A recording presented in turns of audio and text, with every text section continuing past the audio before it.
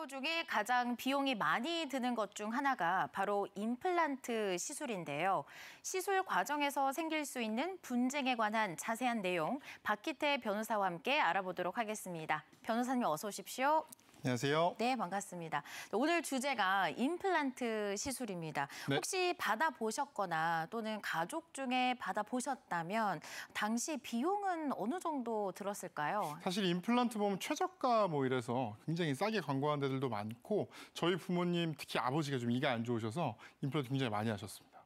그래서 뭐 얼마나 많이 하셨냐면 나중에 하나는 마지막에 하나는 서비스로 받을 정도로 많이 하셨는데요. 네. 저도 교통사고를 당해서 앞에 앞니에 이제 2개가 임플란트입니다.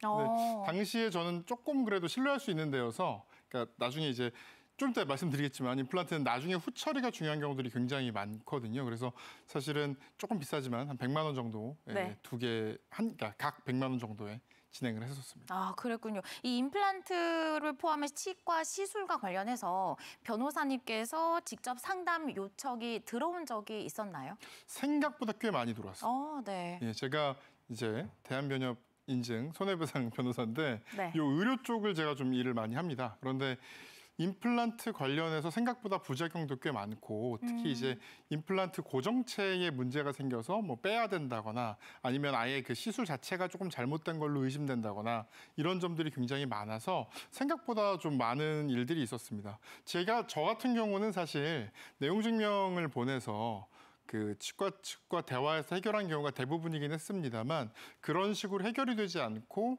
뭐 소송이라든가 아니면 뭐 신고라든가 이런 쪽으로 가게 된 경우도 생각보다 제가 담당할 것에는 별로 없었는데 사실 이렇게 많이 일어나고 있는 걸로 알고 있습니다. 사실 우리나라 사람이라면 임플란트 시술 굉장히 익숙하거든요. 그만큼 대중화되어 있는 것 같은데 그렇죠. 외국 같은 경우는 어떤가요? 이게 외국 같은 경우는 이제 나라마다 좀 편차가 있습니다. 근데 전 세계 임플란트 시장의 20분의 1 정도가 이제 한국이거든요. 꽤 높네요. 한국 인구랑 비교를 하면 굉장히 높은 편이고 특히 아시아 태평양은 뭐 중국이라든가 일본이라든가 굉장히 인도까지 심지어 굉장히 인구가 많은 지역임에도 아시아 태평양 지역 전체의 한 3분의 1 정도가 한국 시장 규모입니다. 그래서 일본 같은 경우는 뭐 의사 수가 인구가 한국의 2배고 치과 의사 수가 한국의 한 5배가 돼요. 일본은 이제 교정이 굉장히 일반적이거든요. 그래서 그렇게 많음에도 불구하고 임플란트 시술 건수는 거의 한국의 10분의 1 가까운 정도. 굉장히 적게 일어나고 있는 거죠. 그렇게 보면 한국 시장이 굉장히 임플란트를 많이 하는 곳이다. 이렇게 생각할 수 있습니다. 네, 우리나라가 이런 임플란트 시술이 대중화되어 있는 만큼 시술 관련 피해가 매년 증가하고 있는 추세다라고 하더라고요. 어떻습니까? 임플란트 시술이 대중화하면서 시술 건수가 매년 많이 늘고 있습니다. 이와 함께 시술 관련 부작용이나 이것 때문에 분쟁, 그리고 특히 임플란트를 하다가 중간에 계약 중도해지하는 사례가 많아서 이런 분쟁들도 굉장히 많이 늘고 있습니다. 이 한국소비자원에 따르면 최근 3년간 접수된 치과 임플란트 시술 관련 피해 구제 신청은 총 179건으로 매년 지속적인 증가 추세를 보이고 있습니다. 주요 신청 이유는 임플란트 시술 관련 부작용이 114건, 그리고 선납 치료비 환불 관련된 것이 한 30% 정도, 60건 정도로 드러났습니다. 앞서 임플란트 시술 관련 피해 구제 신청자 중에서 절반 이상이 시술 부작용과 관련된 내용이었는데요. 시술 부작용이 발생한 경우에는 이 사후 처리는 좀 어떻게 될까요? 일단 어떤 부작용이 일어나는지부터 말씀을 드리면요. 아까 말씀드린 그 114건 중에 부작용 발생에서 유형은 교합 이상, 그러니까 이게 잘 맞물리지 않은 경우가 21%, 그다음에 임플란트 탈락은 크게 2가지로 나눌 수 있는데 이 고정체가 있고 위에 붙이는 게 있는데 그러니까 흔히 말해서 나사가 있고 위에 붙인 이가 있죠. 위에 붙이는 이가 빠지거나 아니면 나사가 빠진 경우 이런 탈락이 15%. 그다음에 임플란트 주위 염증 발생이 14% 정도입니다. 이렇게 부작용이 발생하면 사실 일반적으로는 치과에서 후속 처리를 해주는 경우가 대부분인데요. 이게 애초에 의료 시술이다 보니까 이게 의료 과실에 의해서 발생했는지 아니면 이 사람의 어떤 개인의 특별한 사정 혹은 관리 부실로 인해서 일어난 건지 입증하기가 조금 어려운 부분이 있습니다. 그렇다 보니까 나중에 흔히 우리가 이제 후처리를 할 경우에 원래대로면 입증을 못하는 경우라면 치과에서 이제 담당을 해주는 게 아니라 이제 별개의 처치로서 또 이제 돈을 받게 되는 경우가 굉장히 많거든요. 그래서 추가 비용을 요구하는 경우도 굉장히 많고 또 특히 이제 임플란트 같은 경우는 본인의 이빨이 빠지다 보니까 사실은 좀 직접적인 어떤 피해를 사람들이 느끼거든요. 네. 이런 경우에 치과를 믿지를 못하고 다른 병원으로 가는 경우들도 굉장히 많습니다. 이렇게 다른 병원으로 가면 당연히 옮겨간 이제 병원에서는 그 비용을 당연히 물 수밖에 없지 않습니까? 이 비용을 원래 치과에 이제 당연히 물어내라라고 청구를 하는데 원래 치과에서는 이거는 내 시술 잘못이 아니라 특이 체질 또는 관리 부실로 인해서 생긴 것이다라고 얘기하면서 그 손해배상을 거부하는 경우들이 대부분 실제 이렇게 문제로 비화가 되고 있습니다. 그래서 결국은 이제 병원에서 제대로 해결을 못 해주면 병원에 있는 그 자료들을 충분히 확보를 하고 또 그걸 통해서 병원에서 어떤 이제 후처리를 받든지 아니면 그 손해배상을 받든지 합의를 하건 아니면 이걸 정식으로 문제를 삼건 자료를 잘 확보하고 준비하는 것이 대단히 중요합니다. 네, 이번에는요, 임플란트 시술 계약 중도 해지와 관련된 영상 먼저 보시고 이야기 이어나가겠습니다. 어디 보자. 다 합하면 총 진료비는 400만 원이네요. 400만 원이요? 세상에. 한 번에 납입하기 좀 부담스러운데. 혹시 할부는 안 되나요? 환자분, 진료비는 전액 선납 조건으로 도와드리고 있어요. 안 된다는 말씀이네요. 단호박 같으시긴. 네, 그럼 선납할게요. 치료 잘 부탁드려요. 원장님, 어제 저녁에 치료받은 임플란트 나사가 풀려서 빠졌습니다. 제가 계속 나사가 빠질 것 같다고 말씀드렸는데 매번 괜찮아질 거라고 하시더니 저 이제 어떡해요. 정말요? 세상에. 가끔 나사가 빠질 수 있긴 한데 사실 그렇게 되는 건 좀 드문 일이거든요. 운이 나쁘셨다. 지금 다시 봐드릴게요. 이쪽으로 오세요. 원장님, 사실 하나 더 말씀드릴 게 있는데요. 제가 이번에 회사에서 지방 발령을 받게 돼서요. 아쉽지만 남은 치료는 여기서 더 이상 못 받을 것 같아요. 임플란트 나사가 풀리면서 앞으로 받을 진료도 사실 걱정이 되고요. 그래서 말인데 아직 치료받지 않은 진료비는 환불해 주시면 감사하겠습니다. 환자분, 우선 임플란트 나사가 풀린 건 저희 잘못이니 사과드릴게요. 하지만 본건의 경우 고객님 사정으로 치료가 중단됐기 때문에 저희가 도와드리기 조금 어려울 것 같습니다. 아니 원장님, 왜 환불이 안 돼요? 제가 아직 치료받지 않은 부분에 대해 돌려달라는 건데. 그리고 진료 과정에서 제가 불안을 느끼게 하신 잘못도 있으시잖아요. 죄송해요. 반복해서 말씀드리지만 규정상 진료비는 환불은 어려울 것 같아요. 영상과 같은 사례가 굉장히 많이 발생하고 있는 것 같습니다. 실제로 이 계약 중도 해지에 따른 선납 진료비 환급 분쟁이 지난해보다 2배 이상 증가하고 있다라고 하던데요. 어떻습니까? 예, 맞습니다. 지난해 임플란트 시술 계약 관련 미환급 피해는 35건으로 전년 대비 2배 이상 증가했습니다. 신청 내용을 살펴보면 치료 전에 시술비 전액을 선납한 뒤에 치료 중단을 하고 환불 요구를 했는데 이거를 이미 시행한 검사라든가 이 처음 했던 단계들에 대해서 과도하게 공제해서 실질적으로 환불받을 수 있는 금액이 굉장히 줄어든 경우. 그래서 극단적으로는 거의 돌려받을 돈이 없다고 이야기하는 경우, 그래서 분쟁이 된 경우들이 굉장히 많았습니다. 특히 그리고 이제 또 시술비 할인이다, 최저가로 모신다 이렇게 얘기를 해서 상담을 받았는데 이 원래 얘기한 거 외에 이제 흔히 말하는 뼈 이식, 뼈가 약간 부족한 경우는 뼈 이식을 해야 나사를 박을 수 있는 경우들이 있거든요. 그것 또는 상악 동거상술 그리고 보철물 종류에 따라서 여기 광고한 비용들보다 실제로는 좋은 임플란트는 훨씬 더 비싸다 이런 식으로 추가 시술비를 요구하거나 그다음에 또 이제 치과 의사가 이것을 어떤 이 상태를 굉장히 면밀하게 판단을 해야 되는데 의료 보조 인력이 치료를 계획하고 상담한 이런 피해 사례들도 굉장히 많이 발생하고 있습니다. 사실은 이런 일들이 굉장히 많이 일어나고 있는데요. 근본적인 원인은 아까 처음에도 말씀드렸지만 한국에서 굉장히 임플란트를 많이 하고 있다는 거. 네. 그래서 사실 우리나라 의료 인력들이 전 세계적으로도 굉장히 기술이 좋고 또 가격도 좀 굉장히 싼 편이거든요. 네. 일본에 비해서 거의 절반에서 3분의 1 정도의 가격에 할 수 있는 경우가 많은데 그럼에도 불구하고 임플란트 건수가 굉장히 많다 보니 자연스럽게 부작용도 또 생길 수 있는 것 같고요. 또 이제 우리나라 의료보험 제도에 어떻게 보면 근본적인 문제일 수도 있는데 의료보험 제도상 비급여로 대부분 돼 있는 경우가 많거든요. 그래서 특히 65세 이상 의 경우에 2개까지만 이제 그 보험 적용이 제한적으로 가능하고 대부분의 경우는 이제 젊은 사람이라든가 아니면 2개를 넘는 경우들은 보험 적용이 되지 않습니다. 비급여로 돼 있다 보니까 치과 의사들이 아무래도 임플란트를 좀 더 선호하는 경향이 있는 부분. 이런 부분들 때문에 사람들도 그래요. 신경치료 이런 걸 받으면 한참 동안 오랫동안 현재 일을 어느 정도 살릴 수 있다는 장점은 있지만 굉장히 오랫동안 병원에 와야 되고 신경을 긁어내고 이런 과정들도 굉장히 고통스럽거든요. 이런 걸 감내하느니 그냥 뽑아버리고 임플란트를 하겠다. 이런 사람들의 의사도 있습니다. 그러다 보니까 또 비용도 좀 싸고요.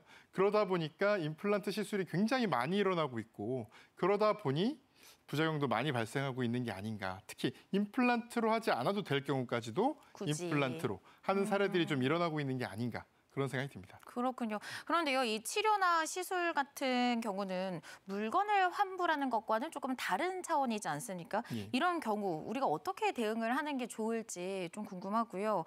중도 해지 환불이 가능한 걸까요? 일단은 뭘 말씀드려야 되냐면 중도 해지 환불이 뭘 얘기하는지 조금 궁금하실 수도 있어요. 네. 임플란트를 했는데 여기서 중도 해지 환불이 뭐가 있느냐 이렇게 생각하실 수 있거든요. 근데 임플란트 시술의 과정을 보셔야 됩니다. 일단은 임플란트 그 고정체를 삽입하기 전에 먼저 이제 점검을 하고 네. 임플란트를 할 수 있는지 뭐 엑스레이를 찍고 구강 점검을 먼저 하고요. 두 번째로 고정체를 이식을 하는데 이식할 수가 없는 경우는 뭐 뼈 이식이라든가 이런 작용을 또 먼저 이제 진행을 합니다. 이게 이제 여기까지가 한 2단계까지가 되고요. 그 뒤에 고정체를 삽입, 그러니까 흔히 말하는 나사를 뼈에다 박아내는 그게 있고요.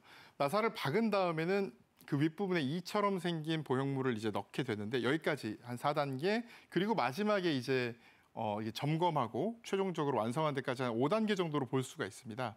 문제는 여기서 제일 중요한 어떤 것은 당연히 나사를 박는 거겠죠. 네. 근데 이 나사를 아까 그 나온 사례처럼 나사를 박았는데 이게 뭐 잘못해서 탈거된다거나 이런 경우 어떻게 이제 환불을 요구할 수 있는지, 그리고 나사를 박기 이전에 이제 그만둔 경우, 그러니까 나사를 박기 전 단계, 그러니까 뼈 이식만 했다거나 뼈 이식 전에 뭐 점검 상태에서만 했다거나 이런 경우에는 사실은 환불을 상당 부분 받을 수 있는 게 맞습니다. 1단계 이전이라면. 그러니까 한 3단계 이전이다. 아, 3단계 그러니까 이전. 나사를 완전히 박아서 사실상 네. 임플란트 시술이 대부분 되기 전까지는 원래대로면 한 절반의 이상을 환불받을 수 있는 게 당연히 맞습니다. 다만 이제 치과에서는 이미 대부분의 시술을 한 거나 다름없다. 그리고 원래 전체 선납이기 때문에 내는 건 그냥 할부일 뿐이다. 그래서 환불은 제한적으로만 가능하다. 이런 식으로 얘기하는 경우가 굉장히 많은데요. 이거는 사실 뭐 공정한 거래라고 보기 어렵기 때문에 이 부분은 치과의사협회에 얘기를 하거나 아니면은 뭐 소비자보호원 같은 신고를 해서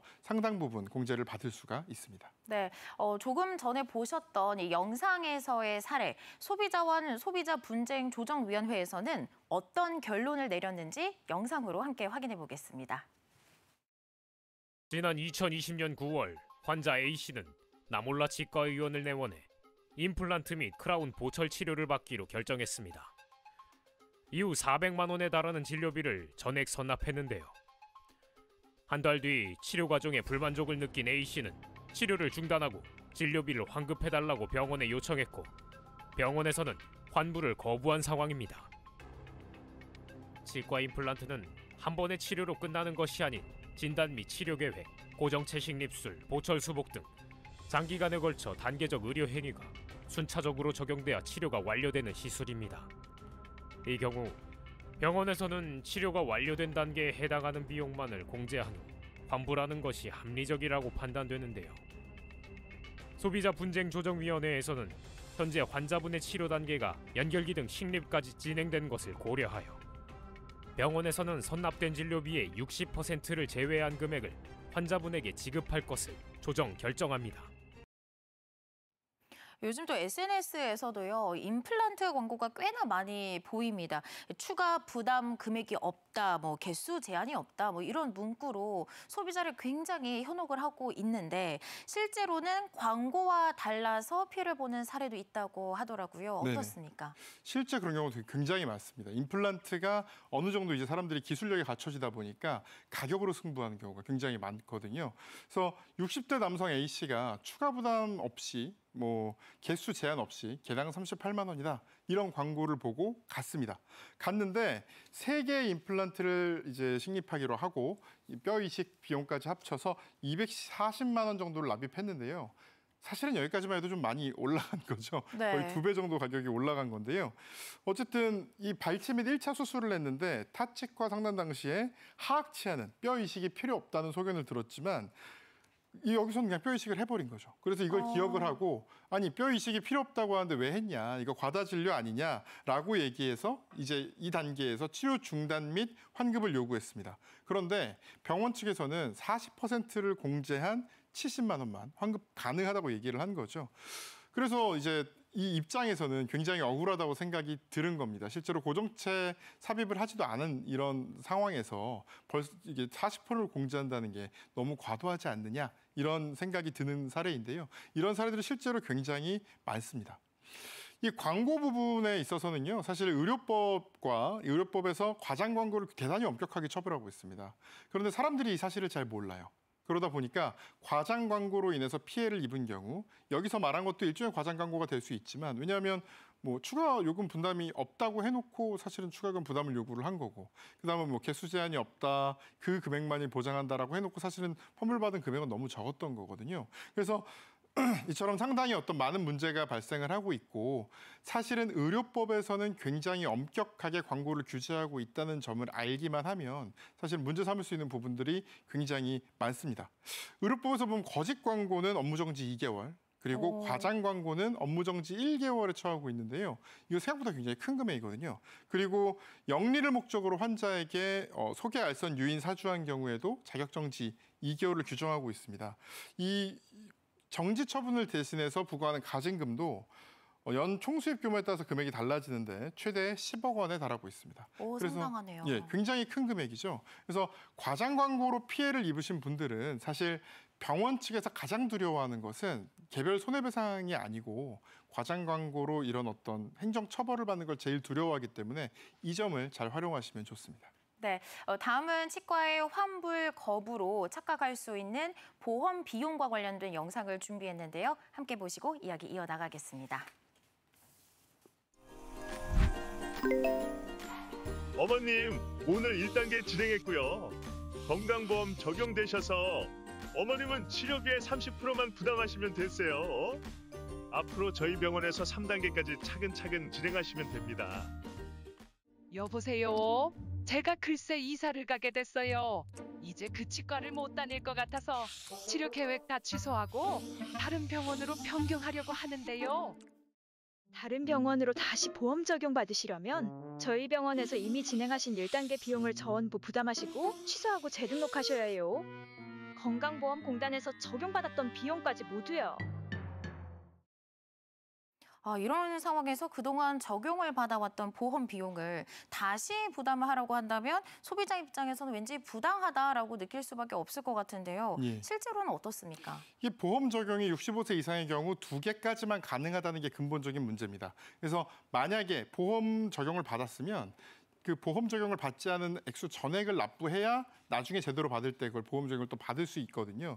그래서 다만 이제 병원의 과실 등 때문에 이런 문제가 발생했다면 너무 억울하잖아요. 이런 경우는 좀 충분하게 좀 뒤에서 말씀드릴 절차를 통해서 해결하시는 게 좋고, 그게 아니라 단순 변심에 의한 것이라든가 개인 사정에 의해서 이런 이제 환불을 해야 되는 상황이라면 사실은 대부분은 과도하지 않은데 과도하다고 소비자에서 느끼는 경우들이 더 많은 것 같습니다. 네, 사실 아까 우리나라가 다른 나라에 비해서 비용은 조금 저렴한 편이다라고 하셨지만 저희가 느끼기에는 조금 비싸다 보니까 분쟁이 일어났을 때 어떻게 대응을 해야 되는지 모르시는 분들이 많을 것 같아요. 자, 치과를 포함 이런 병원에서 의료 분쟁이 발생했다. 어떻게 대처하는 게 가장 현명할까요? 제가 의료 분쟁이 발생했을 때 항상 말씀드리는 건 제일 중요한 건 기록을 확보하는 겁니다. 네. 의무 기록이 멸실되거나 없어지는 경우들이 굉장히 많고, 그러면 손 쓸 수 없는 경우들이 굉장히 많습니다. 그래서 먼저 의료 기록들을 확보를 하고 이런 걸 열람 등사를 해서 가지고 있는 것이 제일 중요하고요. 그 다음에는 공정위가 운영하는 전국 단위 소비자 상담 콜센터 1372 소비자 상담센터를 통해 상담을 신청하거나 믿을 수 있는 전문가, 뭐 변호사 이런 사람들에게 상담을 요청하는 것이 제일 좋고요. 또 보건복지부에 바로 신고하거나 아니면 치과의사협회, 또 의사협회에서도 신고를 받고 있으니까 신고를 통해서 해결하시는 것이 좋고, 물론 가능하다면 의료 기록을 확보한 상태에서 이렇게 신고를 하기 전에 충분히 어떤 대화를 통해서 해결하거나 아니면 내용 증명을 보내서 입장을 밝혀서 해결하는 것이 사실은 더 좋긴 합니다. 늘 이렇게 꼼꼼히 기록을 해야 될 것 같습니다. 자, 지금까지 살펴본 내용들을 바탕으로 임플란트 시술 피해를 예방하기 위해 반드시 확인해야 할 부분들을 체크리스트로 정리해봤습니다. 함께 확인해 보시죠. 네, 임플란트 피해 예방 체크리스트입니다.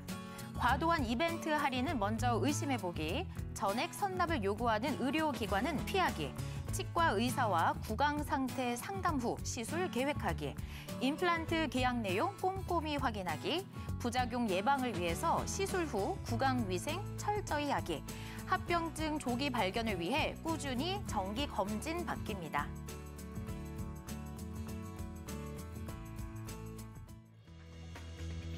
네, 임플란트 시술은 대체로 연령대가 높아 피해를 보는 경우도 더 많을 수 있는데요. 시술 전후 주의사항 꼼꼼히 확인하시고 시술 결정하시기를 바라겠습니다. 지금까지 박기태 변호사와 함께했습니다. 오늘 말씀 고맙습니다. 감사합니다.